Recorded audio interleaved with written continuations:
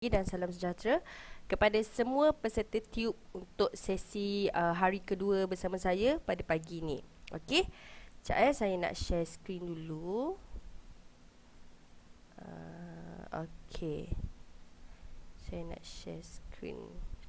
Okey, sesi bersama saya pada hari ini adalah secara khususnya adalah untuk memberi demo atau tutorial cara nak menggunakan sistem Easy Account yang kita dah bagi dalam email semalam kan. Okay, tapi sebelum saya ke praktikal penggunaan sistem tu, saya nak berkongsi dulu sedikit. Tentang basic atau asas pengurusan kewangan atau pengurusan perakaunan ni. Okey, macam mana dia, kenapa kita perlukan sediakan akaun perniagaan. Dan kenapa pentingnya semua peniaga ni perlu menyediakan perakaunan perniagaan. Okey, jadi saya mulakan sekarang. Okey, jadi kita more to perakaunan lah. Kalau kewangan ni dia banyak cabang, macam dia punya ke arah pelaburan, costing dan sebagainya. Tapi dengan saya adalah saya akan kongsikan cara merekod perakaunan sahaja. Okey, jadi yang pertama kita nak tahu apa itu perakaunan ni. Okey, kalau sebagai peniaga memang kita sinonim lah dengan perkataan perakaunan, dengan aktiviti perakaunan.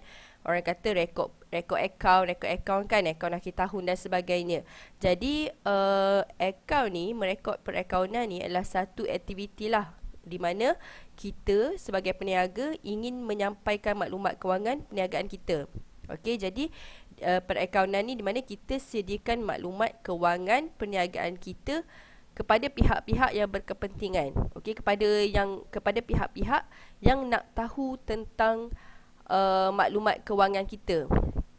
Okey, jadi maklumat ni kita akan sediakan dalam bentuk dipanggil penyata kewangan lah, penyata kewangan atau dalam term standardnya adalah financial statement. Okey, rasanya dah biasa dengar kan financial statement kan. Okey, so dalam financial statement ni kita akan senaraikan sumber-sumber ekonomi yang terdapat dalam perniagaan kita dalam mata wang yang yang berkenaan lah. Macam kita di Malaysia, kita guna ringgit Malaysia. So kita perlu senaraikan semua sumber-sumber ekonomi kita dalam nilai ringgit Malaysia. Kalau dekat negara-negara lain bergantung kepada mata wang atau currency masing-masing.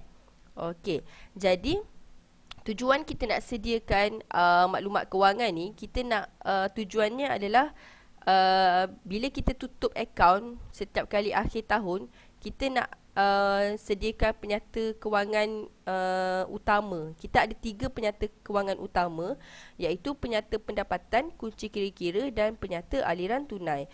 Jadi bila kita biasanya memang peniaga bila akhir tahun kita akan biasalah dengan kita tutup akaun kan. So bila kita tutup akaun tu, apa sebenarnya tutup akaun tu?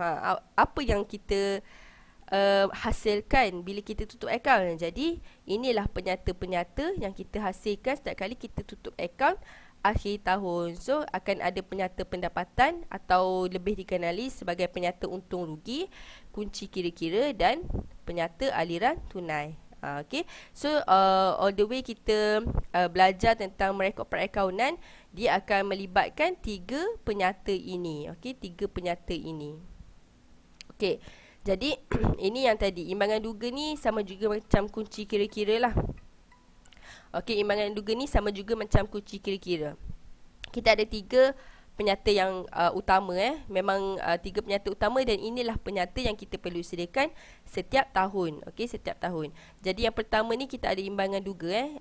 Okey, dalam imbangan duga ni, okey, kita sebagai peniaga kita akan senaraikan atau kita akan rekodkan semua nilai atau kedudukan. Kedudukan ni maksudnya nilai lah. Kedudukan atau nilai aset perniagaan kita, liability perniagaan kita dan equity syarikat kita, okey, atau equity pemilik syarikat. Okey, jadi bila kita sediakan maklumat kewangan kita bermula daripada awal kita mula berniaga sehinggalah habis setahun masa kita berniaga tu, kita mungkin ada mengumpulkan sebarang aset, iaitu harta-harta yang bernilai kepada perniagaan. Okey. Yang kedua, mungkin kita ada menanggung sebarang hutang dengan pihak luar. Okey, liability ni adalah tanggungan hutang perniagaan kepada pihak luar. Okey, dan seterusnya adalah kita perlu rekod sebarang equity pemilik dalam syarikat. Equity pemilik ni maksudnya seberapa banyak dah dana atau modal, dana atau juga dikenali sebagai modal yang kita sendiri sebagai seorang individu telah masukkan ke dalam perniagaan kita. Okey, bila sampai satu jangka masa perniagaan ataupun satu jangka masa perakaunan, biasanya setahun kita tutup akaun.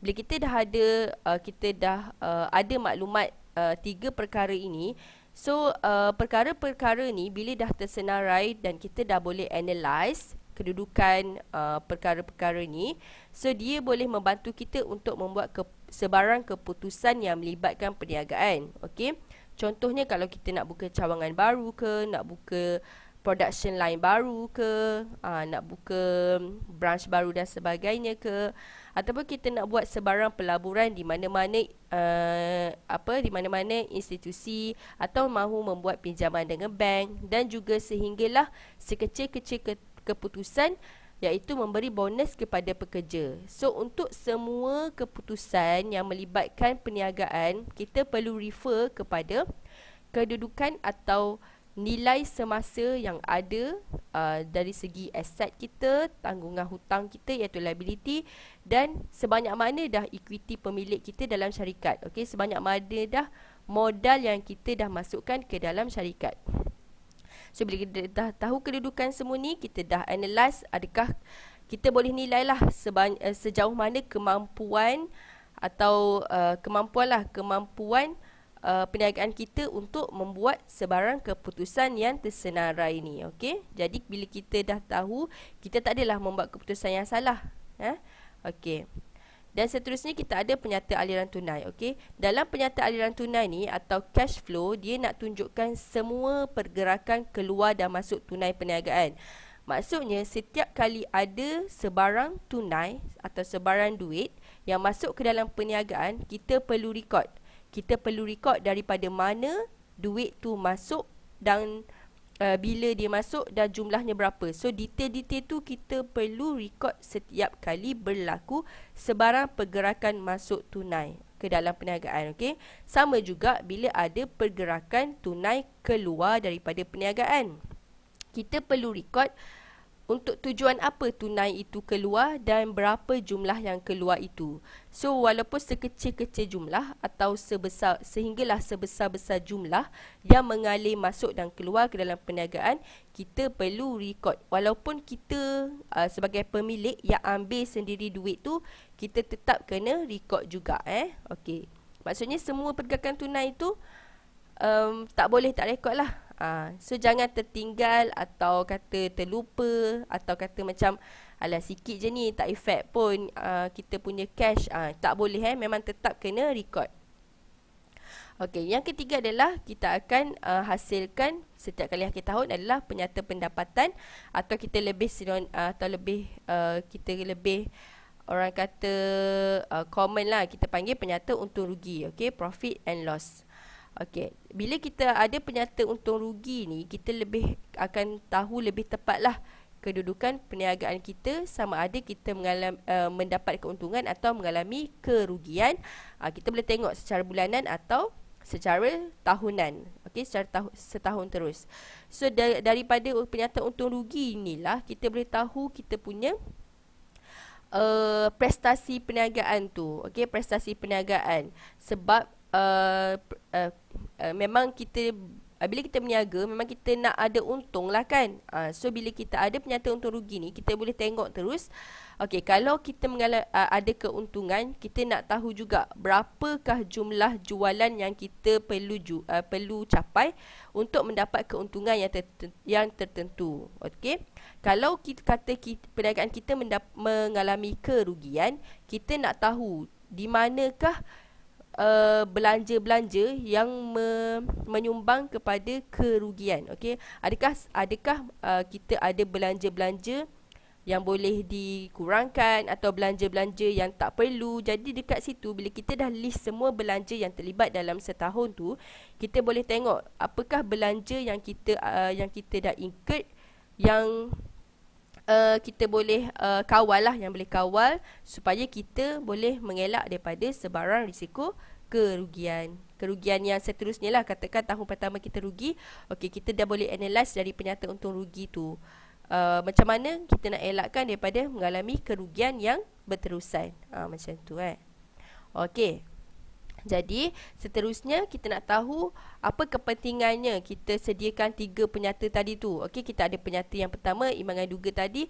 Kita senaraikan semua aset, tanggungan hutang dan ekuiti pemilik kita. Kita juga ada penyata aliran tunai di mana kita boleh tengok flow cash kita keluar dan masuk ke dalam dan keluar perniagaan. Dan yang ketiga kita ada penyata untung rugi di mana menunjukkan sama ada untuk setahun masa perniagaan tu adakah perniagaan kita ada untung atau mengalami kerugian. So bila kita ada maklumat-maklumat tu, okey. Yang pertama, kita boleh kena pasti kedudukan kewangan perniagaan kita. Okey, memang inilah tujuannya sebenarnya. Bila kita sediakan penyata-penyata ni, kita nak tahu kedudukan kewangan kita. Okey, bila kita tahu kedudukan kewangan kita, contohnya macam adakah nilai aset kita mampu menanggung hutang yang kita sedia ada. Okey, adakah aset kita ni kalau berlaku sebarang bankruptcy atau kerugian, adakah mampu untuk dicairkan dan cover balik hutang dan sebagainya. So kita boleh tahu kedudukan kewangan. Bila kita tahu kedudukan kewangan, kita boleh, okey, yang pertama kita boleh elak daripada membuat pembelian yang tidak sesuai. Maksudnya kita boleh tahu kemampuan kita kalau kita nak membuat sebarang pembiayaan. Okey, pembiayaan ni mungkinlah nak membiayai sebarang operasi perniagaan ke, nak membiayai sebarang pembelian stok ke. Okey, bila kita tahu kedudukan kewangan kita, kita tahu kita mampu tak nak membuat pembiayaan atau kita mampu tak nak keluarkan sebarang jumlah duit untuk membuat pembelian. Okey. Dan seterusnya kita boleh mengelakkan transaksi di bank daripada disekat lah kerana masalah baki bank yang tidak mencukupi. Okey, yang ni kalau ikutkan kita boleh refer pada kita punya bank statement atau ni lah kita boleh check secara online je kan. Tapi kalau kita ada penyata aliran tunai, kita boleh tengok macam mana flow bulanan kita, okey, keluar masuk, flow tunai keluar masuk kita. Dan kalau ada perkara-perkara penting yang tidak boleh dielakkan, so kita boleh ni lah, kita boleh stop transaction yang tersebut, so supaya kita ada saving yang cukup jika ada sebarang masalah dalam perniagaan. Okey. Okey. Tujuan yang kedua ataupun pentingnya ada penyata kewangan ni adalah untuk membantu kita dalam membuat pinjaman. Okey, pinjaman ni daripada sebarang institusi kewangan lah. Biasanya kita nak buat pinjaman dekat bank atau institusi keusahawanan macam Tekun ke kan, macam Tekun, bila kita nak buat pinjaman dia memang minta kita punya penyata kewangan. Kalau bank memang dah tertentulah. Bila sebagai peniaga, bila kita tak ada slip gaji dan kita tak ada jaminan daripada majikan, jadi kita ni adalah jaminan atas diri sendiri. So perniagaan kita itulah yang akan menjamin bank-bank atau pihak yang nak memberi pinjaman ni nak memberitahu yang kita mampu untuk bayar loan. So kalau kita nak buat apa-apa pinjaman dekat bank, memang mereka akan minta SSM kita, dia akan minta penyata kewangan selama mana dah kita buat perniagaan. Kalau memang dah lebih pada 3 tahun, dia akan minta statement untuk beberapa tahun lah. Kalau macam baru mula berniaga, biasanya dia akan minta untuk 6 bulan sehingga setahun. So memang dekat bank ni, bila kita nak buat loan, tak kisahlah personal loan ke business loan ke, memang dia minta penyata kewangan. Okey, jadi ini adalah kepentingan yang kedua lah. Okey, kepentingan yang ketiga adalah kita nak merancang risiko kerugian. Okey, bagaimana penyata kewangan ni boleh bantu kita untuk rancang risiko kerugian? Macam tadilah, bila kita dah ada penyata untung rugi. Okey, kalau kata kita mengalami untuk tahun pertama kita mengalami kerugian, so kita boleh rancang dah macam mana kita nak mengelakkan kerugian pada tahun yang kedua. Macam mana kita nak rancang? Kita boleh tengok senarai-senarai belanja yang kita dah incurred dalam tahun pertama. So kita boleh tengoklah, kita boleh analyse belanja-belanja mana yang kita boleh kurangkan, dan untuk hasil jualan pula, macam mana kita nak tingkatkan hasil jualan. Okey. Jadi bila kita tahu risiko, kita boleh elak lah. Okay, kalau kita tak ada penyata kewangan, kita tak ada senarai belanja yang dah kita keluarkan duit, kita dah tak tahu belanja mana yang kita belanja duit yang banyak. Bila kita tak tahu, okay, kalau kata kita mengalami kerugian, kita tak tahu, kita tak akan tahu di manakah ataupun apakah belanja yang kita nak kontrol, sebab kita tak ada maklumat. Kalau kita ada maklumat, so tak macam tak susah lah untuk kita selamatkan kita punya perniagaan tu. Okey. Dan seterusnya adalah kita boleh kena pasti aliran tunai keluar dan masuk pinjaman hutang yang masih ada ataupun pemiutang. Okey. Bila kita tahu aliran tunai keluar dan masuk dan pinjaman hutang ni, okey, pinjaman hutang ni maksudnya kita ni ada tanggungan hutang dengan pihak luar lah. Kita boleh tahu setakat mana duit masuk ke dalam perniagaan, dan adakah setiap kali duit masuk tu jumlah duit masuk selama setahun tu mampu untuk cover sebarang hutang yang kita dah buat, sebarang hutang yang kita dah buat. So kalau duit masuk tu tak banyak, kurang daripada tanggungan hutang kita, so itu adalah risiko kerugian lah. Jadi kita boleh rancang awal-awal untuk elak risiko daripada kerugian itu betul-betul berlaku. Dan bila kita boleh mengelak risiko kerugian, secara automatik kita dapat mengurangkan risiko bankrupt. So kita kena detect awal-awal kalau ada sebarang risiko kerugian dalam perniagaan kita. Dan seterusnya, kepentingan penyata kewangan ni adalah inilah untuk peniaga-peniaga untuk submit cukai lah. Okey, untuk submit cukai ni, okay, bila kita ada penyata kewangan yang dah lengkap selama setahun, bila sampai masa kita nak submit cukai, kita tak perlu nak ambil masa yang lama. Sebab bila kita nak isi borang B dekat website LHDN tu, kita just ambil informasi dari penyata kewangan, terus isi form borang B tu. So kalau kita tak ada lagi penyata kewangan, kita memang kena sediakan dari awal lah. Sebab dekat apa yang kita perlu isi dalam borang B tu adalah exactly adalah amount dari penyata kewangan. So itu boleh memudahkan kita lah kalau kita dah sediakan penyata kewangan awal-awal. Okey, jadi sama juga kepentingan tadi, kita tahu kepada siapa kan. So ini adalah kita punya rumusan lah. So siapa yang akan guna penyata kewangan yang kita sediakan ni? Okey, kita jangan ingat kita berniaga ni adalah kita seorang je. Okey, kita berniaga ni kita seorang je, asal kita boleh buat jualan, asal kita dapat untung dah cukup. Dia bukan macam setakat tu je. Okey, yang pertama, kita sendirilah. Okey, kita sendirilah memang kita memang perlu guna penyata kewangan. Kita memang perlu guna penyata kewangan. Kenapa kita perlu guna? Sebab kita nak tahu prestasi perniagaan kita. Okey, tujuannya macam tadilah. Kita nak tahu kedudukan aset kita, kita nak tahu senarai hutang yang kita ada, kita nak tahu senarai customer-customer yang masih berhutang dengan kita. Dalam akaun ni semua tu akan direkod, akan direkod. Jadi setiap kali kita rasa kita nak macam analyse kita punya perniagaan, menilai kita punya perniagaan, kita boleh refer kepada penyata kewangan. Okey. Yang seterusnya adalah penyata kewangan ni akan digunakan oleh pihak pengurusan. Okey, pihak pengurusan ni adalah pihak pengurusan perniagaan kita lah. Mungkin kita ada team marketing, kita ada team sales, team customer service, team production dan sebagainya.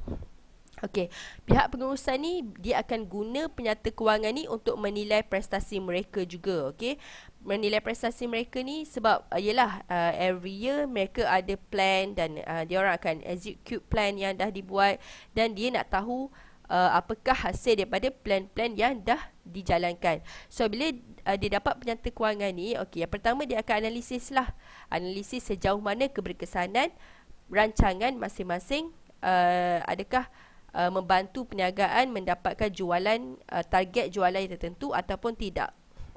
Okey, seterusnya apabila mereka dah menganalisis maklumat-maklumat dalam penyata kewangan ni, dia orang boleh kontrol. Okey, kontrol ni maksudnya kalau ada keuntungan, so dia orang boleh kontrol macam mana untuk mengekalkan keuntungan tersebut. Kalau ada kerugian, mereka boleh kontrol untuk mengelak dari kerugian yang berterusan.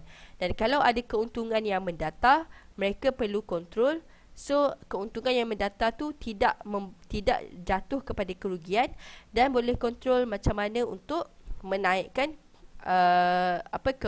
keuntungan tu. Bukan keuntungan yang mendatar sahaja, okey. Dan seterusnya, merancang aktiviti perniagaan. So, pihak-pihak pengurusan ni dia memang perlukan penyata kewangan. So, dia orang boleh nilai dia orang punya prestasi masing-masing dalam syarikat lah, dalam syarikat atau perniagaan yang mereka bekerja lah. Okey, untuk pihak luar pula, contohnya kita ada mungkin bank, pemegang saham, pemiutang. Mereka akan menilai perniagaan kita daripada penyata kewangan ni sahaja untuk membuat sebarang keputusan. Macam bank ni, kalau dia nak bagi kita kelulusan pinjaman, dia nak tengok penyata kewangan. Kalau pemegang saham ke, kalau ada yang kita nak cari funder ke, partnership ke, mereka akan refer kita punya penyata kewangan dulu untuk melihat sejauh mana perkembangan perniagaan kita dari tahun ke tahun. Adakah kita ada prestasi yang memuaskan dan kita ada jaminan untuk mengembangkan sebarang dana atau sebarang pelaburan, macam tu. Dan pemiutang pula adalah, pemiutang ni dia macam supplier yang beri barang pada kita, beri stok pada kita secara hutang.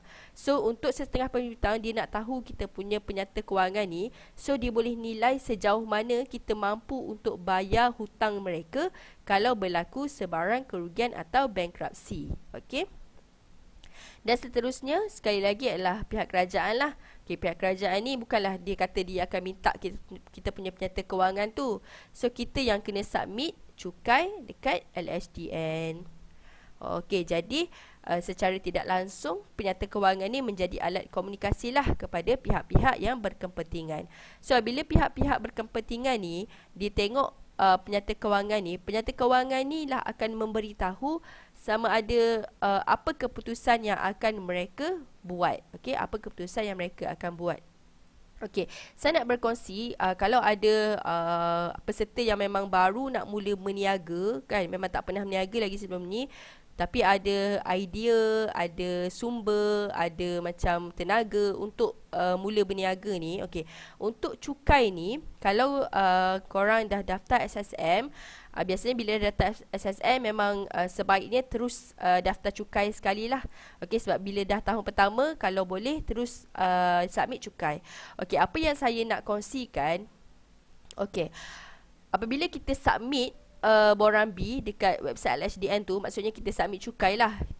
Saya nak beritahu, kita tak semestinya perlu bayar cukai. Sebab dia ada certain amount, dia ada certain level. Kalau untuk setahun tu, how much baru you kena bayar cukai. Kalau tak sampai tahap, tak perlu bayar cukai.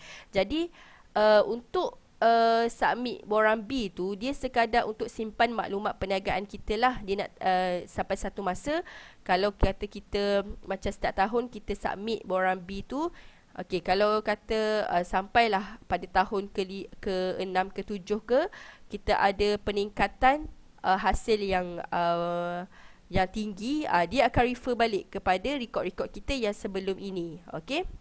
Jadi tak perlu takut lah bila kata kena submit borang B, kena submit cukai dan sebagainya. Tak perlu takut. Sebab kita faham kalau yang mula meniaga ni mungkinlah pendapatan tak seberapa, perlu incur kos yang tinggi dan sebagainya. Jadi mungkin kita fikir alah kena bayar cukai lagi, kan.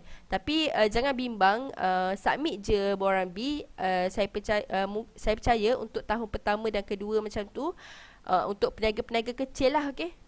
Yang saya cakap ni untuk peniaga-peniaga kecil. Kalau peniaga-peniaga yang memang ada hasil yang berpuluh-puluh ribu sebulan, itu kes lain lah. Ini untuk peniaga-peniaga dalam skala kecil. Jangan takut untuk submit borang B LHDN. Korang mungkin tak perlu bayar cukai pun. Jadi submit je, dia untuk simpanan je.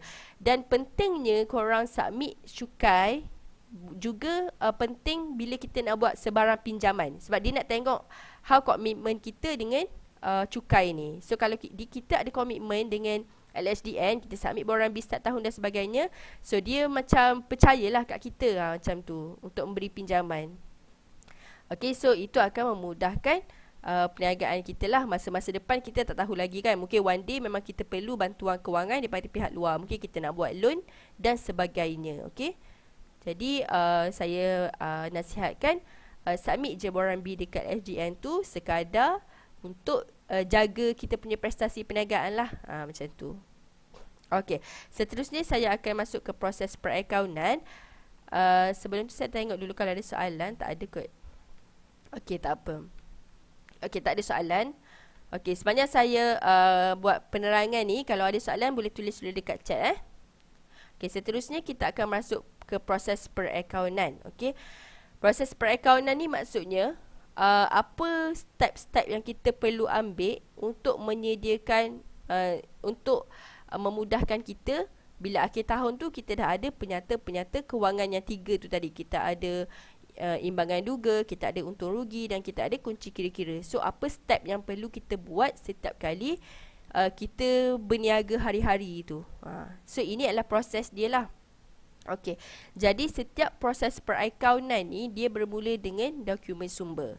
Okey, dokumen sumber ni atau kita boleh panggil juga sebagai bukti transaksi. Okey, bila sebut bukti transaksi tu kita tahulah dia macam bil, sebarang receipt, sebarang invoice, apa lagi? Sebarang voucher, payment voucher dan sebagainya, slip gaji, macam tu kan. So ini dipanggil dokumen sumber atau bukti transaksi. Okey, daripada dokumen sumber atau sebarang bukti transaksi yang kita ada, macam kita jual pada customer ke, kita beli stok, kita bayar bil elektrik, bil telefon, bil wifi. So bukti-bukti resit yang kita ada tu, kita akan ambil maklumat dari dalam resit tu dan kita akan buat catatan pertama. Okey, catatan pertama ni kita akan record ke dalam catatan journal. Okey, catatan journal ni dia macam diary lah, diary perniagaan. Macam biasa kalau kita pun kadang-kadang kita ada journal harian kita kan. Okay, journal harian kita ni macam diary harian kita. So dalam perniagaan ni dia ada catatan journal atau catatan diary dia sendiri. So bila kita sebut catatan diary, maksudnya kita catat semua hal yang berlaku dalam perniagaan ataupun kita catat semua transaksi yang berlaku di dalam perniagaan. Semua sekali melibatkan jual beli, operasi perniagaan, operasi kedai, bayar bil utility dan sebagainya. Okey, kiranya semua apa yang berlaku dalam perniagaan lah, semuanya kita catat dalam catatan pertama ni. Okey, so cara kita catat tu, okey, contoh saya bagi situasi satu transaksi. Okey, contoh kata kita beli stok, kita bayar secara tunai di tangan. Okey, maksud bayar tunai di tangan ni, okey, contohlah kalau belian tu berlaku 1 hari bulan 1. Okey, kita beli stok 1 hari bulan 1, kita bayar pun 1 hari bulan 1. Maksudnya semasa transaksi itu berlaku dan secara tunai di tangan, maksudnya cash yang physical tu, bukan online banking ataupun online transfer. Okey, so kita daripada receipt yang kita dapat tu, so supplier akan bagi kita receipt kan. So daripada receipt yang kita dapat tu, kita akan catat ke dalam catatan journal ni tadi. Okey, cara kita nak catat tu exactly macam detail yang macam dalam receipt lah. Kita letak tarikh, kita letak contohlah beli stok, lepas tu berapa jumlah kita beli stok tu. Okay, so beli stok tu adalah satu account lah, dia panggil account account.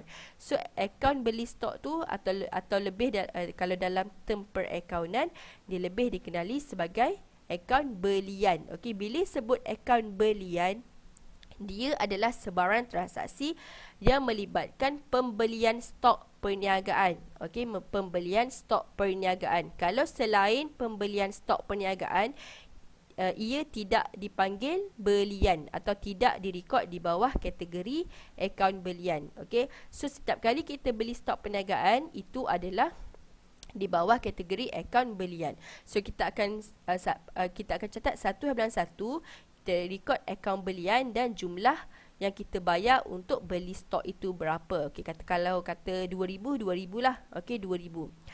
Dan kita perlu catat akaun kedua untuk transaksi yang sama. Okey, untuk transaksi yang sama. Transaksi yang sama tu tadi kita beli stok perniagaan kan. Okey, so yang akaun yang pertama yang kita dah buka adalah akaun belian. So kita perlu buka akaun kedua untuk transaksi belian itu tadi. So akaun yang kedua yang terlibat adalah kita akan record akaun tunai. Okey, kita akan record akaun tunai juga jumlah yang sama sebanyak 1000. Okey, saya nak kongsi di sini adalah satu konsep perakaunan adalah catatan beregu. Okey, catatan beregu ni maksudnya catatan yang berkawan. Okey, maksudnya setiap kali ada transaksi berlaku, transaksi lah apa-apa pun yang berlaku dalam perniagaan, kita perlu catat lebih pada satu akaun. So setiap kali transaksi berlaku akan ada 2 akaun atau 3 akaun yang terlibat. Kita tak boleh catat atau buka satu akaun sahaja. Okey, maksudnya setiap transaksi yang berlaku kita perlu catat ke dalam 2 atau 3 akaun. Dia tak boleh catat satu akaun sahaja. Okey, itu dipanggil konsep catatan beregu. So sama juga kalau ada transaksi lain, kita catat je dalam catatan jurnal ni, letak tarikh, letak akaun yang terlibat dan letak jumlah yang terlibat dengan transaksi tersebut. So daripada catatan jurnal ni yang kita catat setiap kali transaksi berlaku tu, kita akan hantar ke ledger. Okey, ledger ni pula beza dia dengan catatan jurnal ni. Okey, daripada jurnal ni kita record bersama kan. Okey, macam belian dengan tunai. Mungkinlah kalau kita jual barang pada customer, kita akan record jualan dengan, kalau kita terima tunai, kita record tunai. Kalau kita bayar bil elektrik, kita akan buka akaun bil elektrik dengan apa yang keluar adalah tunai, macam tu. So dia akan dicatat bersama.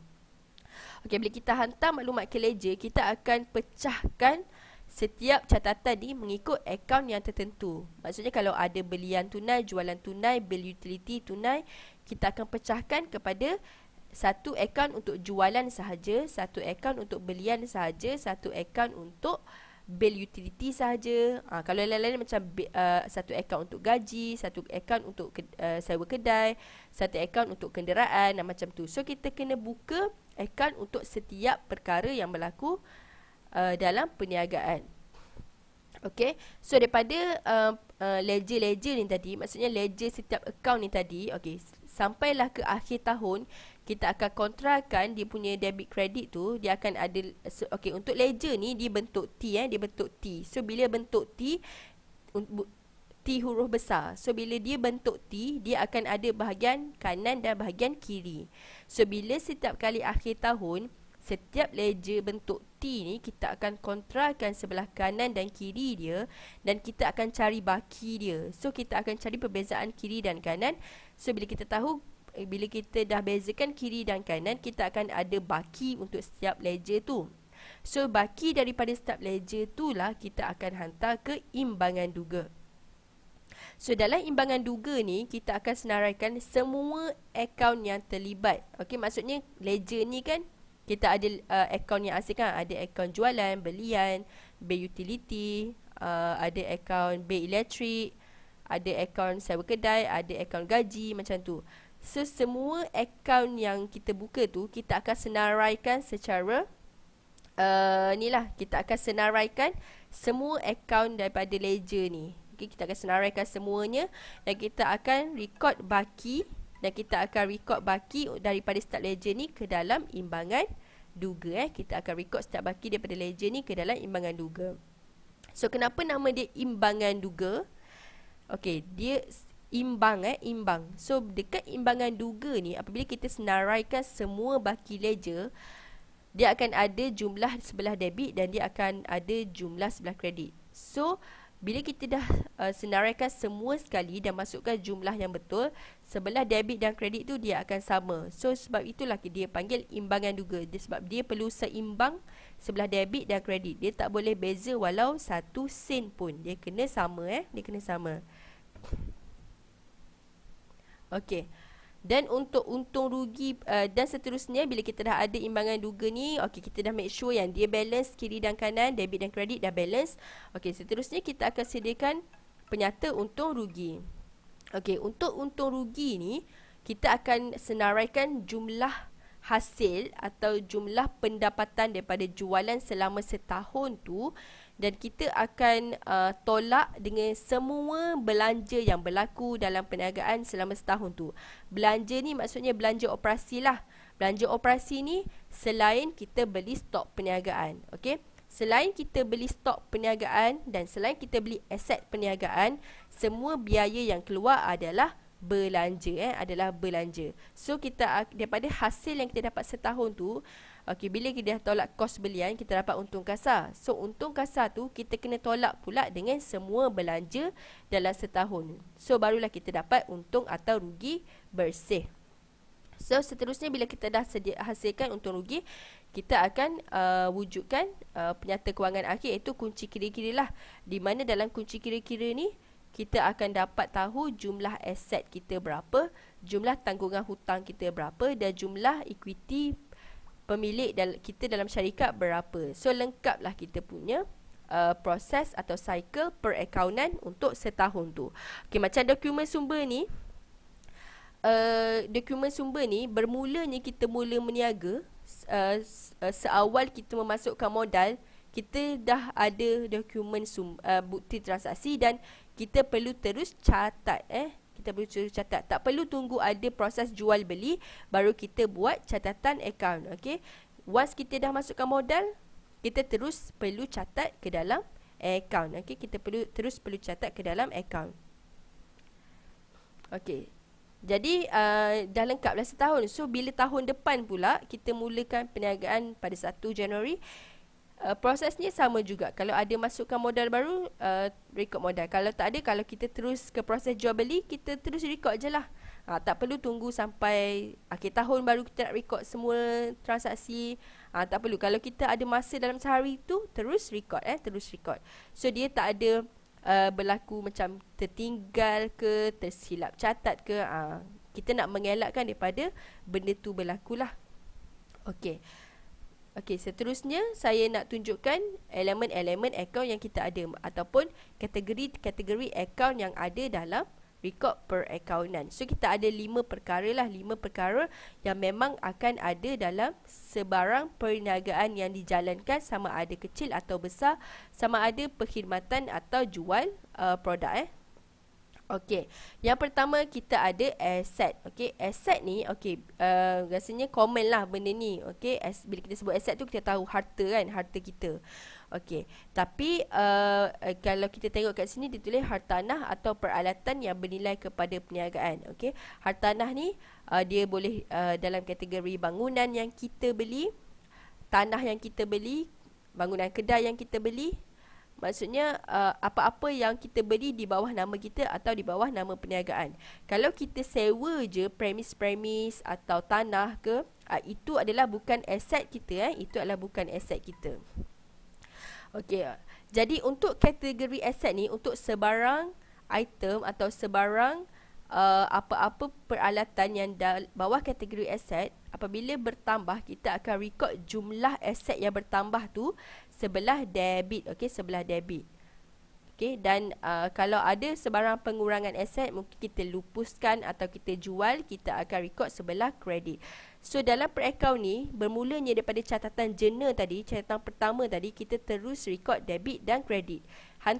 Bila kita hantar ke ledger pun, kita akan tetap catat dalam kategori debit atau kredit, sehinggalah kita hantar maklumat keimbangan duga, masih lagi kita perlu mengekalkan kategori debit dan kredit ini. So akan ada kategori akaun yang perlu dicatat sebelah debit dan ada kategori akaun akan dicatat sebelah kredit. Okey. Untuk aset ni, kalau sebarang aset bertambah kita perlu rekod sebelah debit, kalau sebarang aset berkurang kita perlu rekod sebelah kredit. Okey. Yang seterusnya kita ada kategori akaun untuk belanja. Okey. Untuk belanja ni kita ada dua kategori lah, belanja kendalian dan bukan kendalian. Okey. Belanja kendalian ni adalah belian tadi. Kalau kita belanja untuk beli stok, itu adalah akaun belian. Okey, kita panggil akaun belian. Dan bukan kendalian ni adalah kita panggil akaun belanja biasa je lah, belanja. Jadi bila berlaku belanja, kita mengeluarkan duit untuk membiaya sebarang pembelian stok dan sebarang operasi perniagaan. Jadi apabila kos belanja ni meningkat, okey, belanja ni meningkat, kita perlu catat jumlah belanja tu sebelah debit, dan kalau belanja ni berkurang, kita akan catat jumlah berkurang tu sebelah kredit. Okey. Dan seterusnya kita ada equity pemilik. Equity pemilik ni adalah modal lah, modal yang sebarang yang individu masukkan ke dalam perniagaan. Tak kisahlah sumber modal tu daripada mana. Kita buat personal loan ke, kita dapat bantuan daripada kerajaan ke, kita dapat daripada SME ke. Okey, sebarang duit yang kita dapat tu, dan apabila kita masukkan dalam perniagaan, itu dikira modal. Dan modal yang kita masukkan adalah kategori equity pemilik. Okey. So bila equity pemilik bertambah atau modal, atau kita tambahkan modal ke dalam perniagaan, kita perlu catat jumlah modal bertambah tu sebelah kredit. Okey, kalau modal tu berkurang, kita akan catat jumlah yang berkurang itu sebelah debit. Okey, biasanya modal ni akan berkurang kalau ada sebarang ambilan lah. Okey, ambilan ni maksudnya kita sebagai peniaga ambil sebahagian duit perniagaan untuk kegunaan peribadi. Okey, untuk kegunaan peribadi kita perlu rekod jumlah tu sebelah debit. Okey, seterusnya kita ada hasil. Okey, hasil ni maksudnya hasil perniagaan kita lah, hasil perniagaan, hasil jualan. Maksudnya daripada main business kita dan juga bukan main business kita. Okey, apabila kita ada hasil, okey, pendapatan langsung ni kita akan panggil akaun jualan. Akaun jualan maksudnya jualan main business kita, jualan produk main business kita, jualan perkhidmatan main business kita, macam tu.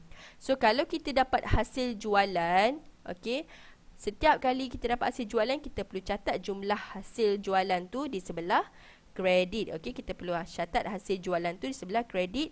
Dan kalau ada sebarang pengurangan hasil, mungkin kita refund pada customer dan sebagainya, kita akan catat jumlah yang berkurang itu sebelah debit. Okey, sebelah debit. Okey, seterusnya kita ada liability. Liability ni adalah tanggungan kewangan atau hutang syarikat. Okey, senang nak ingat, liability ni adalah tanggungan hutang syarikat kepada pihak luar lah.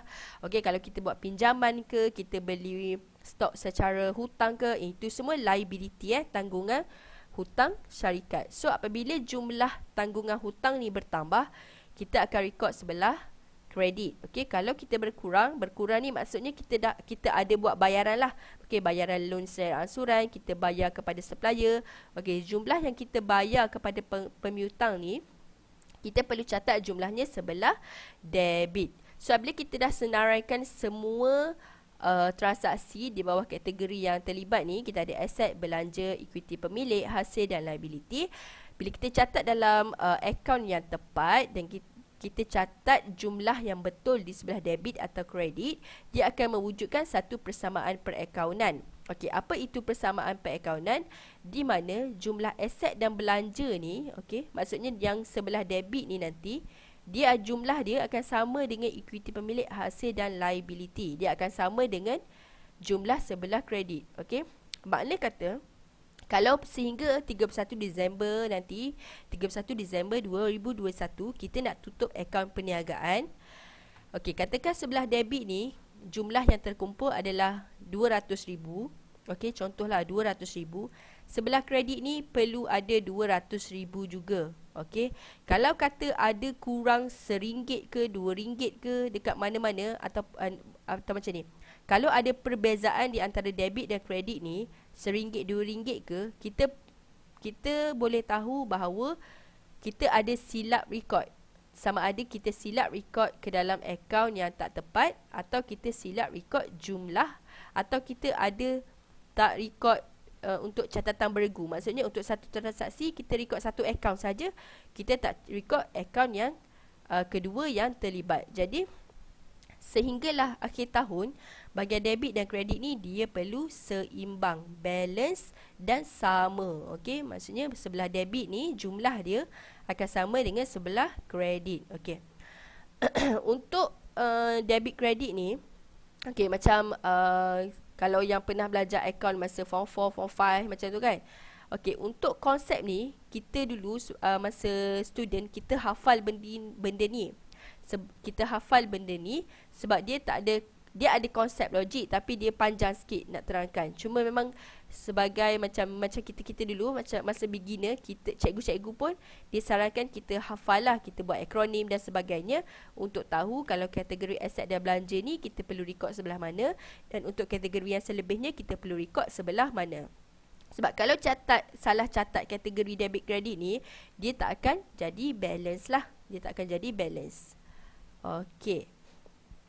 So tadi kita ada satu konsep iaitu catatan beregu, di mana setiap transaksi akan melibatkan 2 atau 3 akaun. Dia tak boleh rekod satu akaun sahaja. Dan konsep yang kedua adalah persamaan perakaunan, di mana setiap kali transaksi direkod, kita akan mewujudkan persamaan perakaunan di mana jumlah sebelah debit akan sama dengan jumlah sebelah kredit. Okey. So ini adalah contohlah, ini adalah contoh-contoh akaun yang berada di bawah 5 kategori itu tadi. Okey, saya terangkan sikit lah. Okey, yang pertama kita ada aset. Okey, untuk aset kita ada 2 kategori pula. Kita ada aset bukan semasa dan aset semasa. Okey, apa beza aset bukan semasa dengan semasa ni adalah dia punya tahap kecairan dia. Dia punya liquidity dia. Okey, maksud tahap kecairan ni, maksudnya macam aset bukan semasa ni dia tak boleh dicairkan ke dalam bentuk tunai dari semasa ke semasa, atau tak boleh dicairkan ke bentuk tunai dengan cepat. Okey, macam kenderaan, bangunan ni, once kita beli untuk digunakan dalam perniagaan, kita tak akan jual dalam masa terdekat ataupun kita tak akan gadai dalam masa terdekat. Okey, jadi kenderaan, bangunan, perabot dan alat-alat pejabat macam mesin-mesin yang besar itu adalah aset bukan semasa sebab dia tak boleh dicairkan dalam semasa ke semasa. Okey. Okey. Untuk aset semasa pula, dia kontralah dengan aset bukan semasa, di mana dia boleh dicairkan dari semasa ke semasa. Okey, macam tunai di tangan dan tunai di bank ni, kita senanglah nak guna. Macam kalau kata dekat tangan kita hari ni ada RM1,000 secara fizikal. Okey, kalau kita nak beli barang atau nak bayar apa-apa operasi kedai, kita boleh terus guna duit tu untuk membiaya apa-apa operasi perniagaan. Jadi kalau ada hari ni 1,000, hari ni pun boleh habis 1,000 tu. So tak perlu tunggu esok lusa baru boleh guna. Sebab benda tu memang dah ada kat tangan kita dah, tunai tu. Tunai di bank pun sama. Kalau kita nak buat sebarang pembiayaan operasi, kalau kita perlu buat sebarang bayaran, kita boleh terus transfer duit dari bank kita kepada mana-mana pihak yang kita ni lah yang ada transaksi tu. Okey, yang kedua adalah penghutang. Penghutang ni adalah customer yang berhutang dengan perniagaan kita. Okey, customer yang berhutang mungkin dia ambil barang dulu, dia akan bayar kemudian. Itu kita panggil penghutang. Okey. Akaun penghutang ni dia boleh dicairkan dengan cepat sebab okey, contoh kata kita ni ada nak menanggung apa-apa, macam mungkin kita nak bayar hutang dan sebagainya, atau kita nak beli stok baru dan sebagainya, kita boleh minta customer ni bayar kepada kita serta-merta lah, sebab dia yang berhutang dengan kita kan. So kalau bila-bila masa kita nak, kita boleh minta je. Okay, untuk stok pula dia aset semasa sebab bila kita beli stok, kita boleh terus jual. Kita tak perlu nak simpan berapa lama, berapa bulan ke baru jual. So kalau kita beli stok hari ni, kita dah boleh terus jual hari ini. So dia senang nak dicairkan lah. Okay. Yang seterusnya kita ada belanja terdahulu. Belanja terdahulu ni maksudnya kalau kita bayar apa-apa in advance lah, payment in advance. Okay. Macam bil elektrik ke, bil air ke, kalau ada yang bayar untuk 3 bulan pertama, 3 bulan terus ke, ada bayar untuk 6 bulan terus ke. Okay.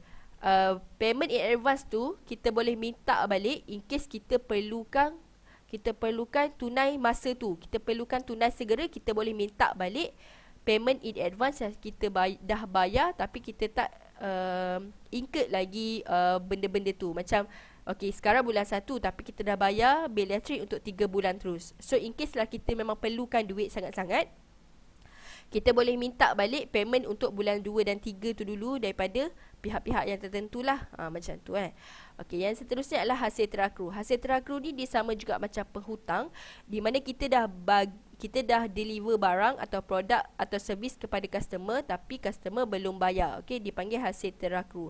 So bila-bila kita nak minta hutang, kita boleh minta je terus dengan orang yang berhutang dengan kita ni. Okey, tu boleh so harap boleh beza apa bezanya aset bukan semasa dengan aset semasa ni. Seterusnya kita ada belanja. Macam saya cakap tadi, ada belanja kendalian dan bukan kendalian.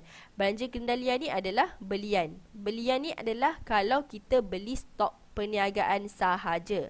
Okey, selain beli stok perniagaan, yang lain-lain tu adalah kategori belanja. Okey, kategori belanja. Okey, kategori belanja bukan kendalian ni macam bayar sewa, bayar gaji dan upah staf, bayar gaji diri sendiri, bayar bil elektrik. Macam itulah, maksudnya kita nak bayar untuk sebarang operasi perniagaan selain beli stok. Okey, seterusnya kita ada ambilan. Ambilan ni adalah sebarang pengambilan tunai atau stok perniagaan oleh pemilik peniaga untuk kegunaan diri sendiri. So once kita ambil stok perniagaan untuk kita guna sendiri atau kita ambil sejumlah wang daripada perniagaan untuk kegunaan sendiri, itu dipanggil ambilan. So apabila berlaku ambilan, kita akan mengurangkan modal kita. So ini adalah satu-satunya transaksi yang akan mengurangkan modal kita dalam perniagaan. Okey. Jadi seterusnya kita ada liability. Liability ni sama macam aset juga, dia ada bukan semasa dan semasa. Perbezaannya sama. Liability bukan semasa ni boleh dilunaskan dari tidak boleh dilunaskan dari semasa ke semasa. Liability semasa ni boleh dilunaskan dari semasa ke semasa. Beza dia sama je macam ni. So ini adalah kategori bukan semasa. Macam pinjaman bank ni kita ada satu jangka masa yang lebih daripada setahun dan 2 tahun untuk diselesaikan kan. Gadai janji pun sama. Okey, untuk liability semasa, contoh macam pemihutang ni, mungkin kita beli stok dengan supplier secara hutang, kita boleh bayar dari semasa ke semasa lah, ataupun bila kita dah jual semua stok, kita boleh bayar terus. So dia tak ada dah jangka masa sampai setahun dan 2 tahun lah. Macam tu. Overdraft bank ni pun sama. Overdraft bank ni dia macam pinjaman juga, tapi dia pinjaman dalam masa yang singkat sahaja. Belanja terakru ni dia kontra dengan belanja terdahulu. Kalau belanja terdahulu ni, kita payment in advance untuk sebarang belanja yang belum berlaku. Kalau belanja terakru ni, kita belum bayar belanja yang dah berlaku. Okey, contoh okey, sekarang dah bulan 1. Okey, biasanya kita dapat bil air ke bil elektrik kan, tapi pada bulan 1 tu kita belum bayar lagi bil-bil tersebut. Itu adalah belanja terakru. Okey, so belanja terakru ni kita boleh lansaikan dengan on the spot lah. Kalau kata kita nak lansaikan, kita boleh terus lansaikan.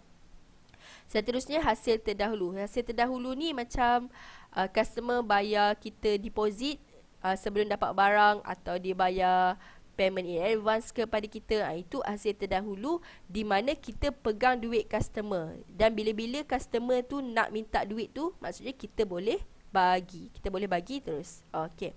Dan seterusnya kita ada equity pemilik lah. Equity pemilik ada satu je akaun yang terlibat, iaitu akaun modal. Okey.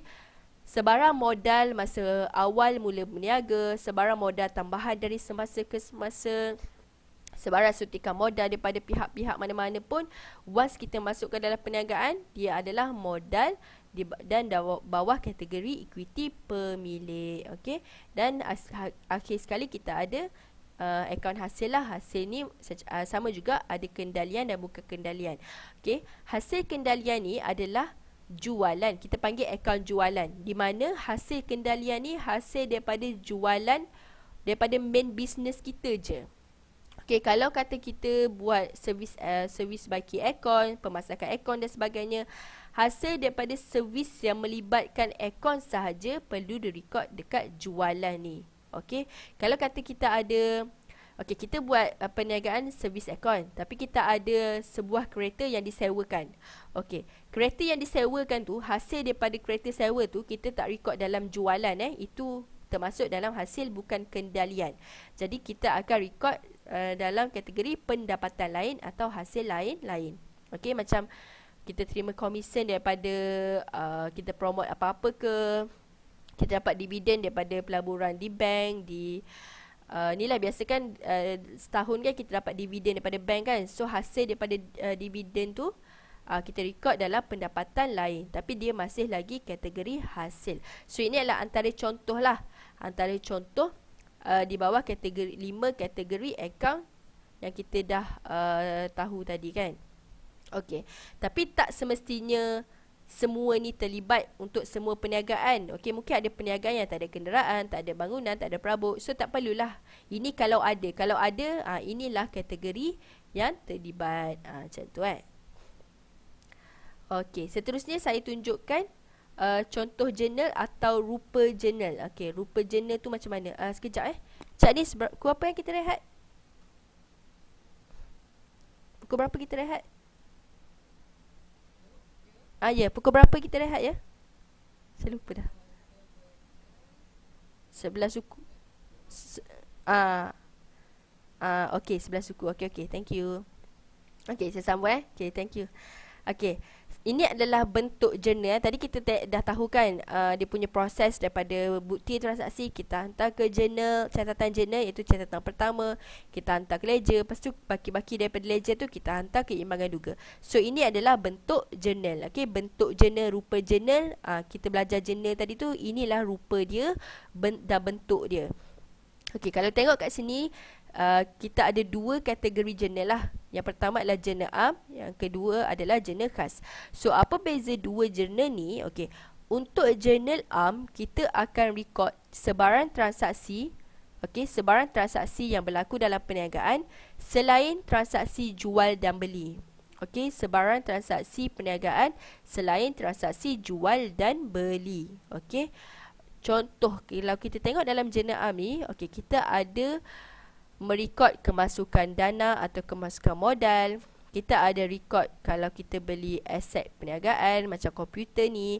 Kita ada record sebarang charge atau belanja yang dikenakan kepada perniagaan. So tak ada record jual beli dekat sini. Jual beli ni maksudnya jualan produk main business kita dan belian stok main business kita. Okey, saya sebut jual beli je. Jualan belian, bila sebut jualan dan belian, ia melibatkan stok perniagaan main business kita, main business. Selain jual beli benda lain tu, dia tak melibatkan akaun jualan dan belian. Okey, dekat sini kita boleh tengok dia melibatkan konsep catatan beregu. Okey, transaksi pertama kita boleh tengok macam pemilik. Okey, dia punya situasi adalah pemilik memasukkan dana ke dalam perniagaan sebanyak 20,000 ke dalam bank. Okey, dia punya situasi ialah pemilik perniagaan masukkan dana ke dalam perniagaan, ke dalam bank. Okey, apa yang kita nak catat bila kita buat transaksi yang pertama ni? Okey, yang pertama kita perlu record akaun modal. Okey, akaun modal sebab apa? Sebab kita masukkan dana ke dalam perniagaan. So kita perlu buka akaun, kita perlu record ia sebagai modal, sebagai modal bertambah. Okey, so modal bertambah, modal ni tadi bawah equity pemilik kan. Jadi apabila equity pemilik bertambah, kita perlu record sebelah kredit. Okey, kita perlu catat jumlah modal yang bertambah tu sebelah kredit. Okey, apa akaun yang kontra dengan akaun modal ni, ataupun apa akaun yang berkawan dengan akaun modal ni adalah kita perlu fikir macam ni. Ke mana atau kat mana modal tu ada? Kalau modal tu ada dalam bank, kita letak bank. Bank ni kita perlu letak nama dia, macam Maybank ke, CIMB ke, tak kisahlah guna bank apa, letak nama bank tersebut.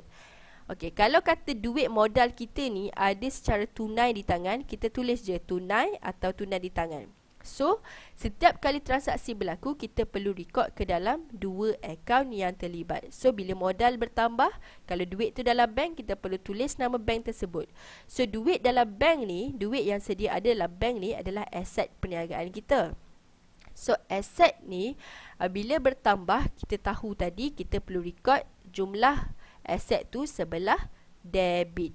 So yang pertama kita dah mewujudkan konsep catatan berregu, okey, di mana melibatkan dua akaun untuk satu transaksi. Dan yang kedua, kita telah mewujudkan persamaan perakaunan di mana jumlah sebelah debit sama dengan jumlah sebelah kredit. So, mudah aja kan? Yang tadi tu kita belajar teori-teori tu macam kita tak nampak.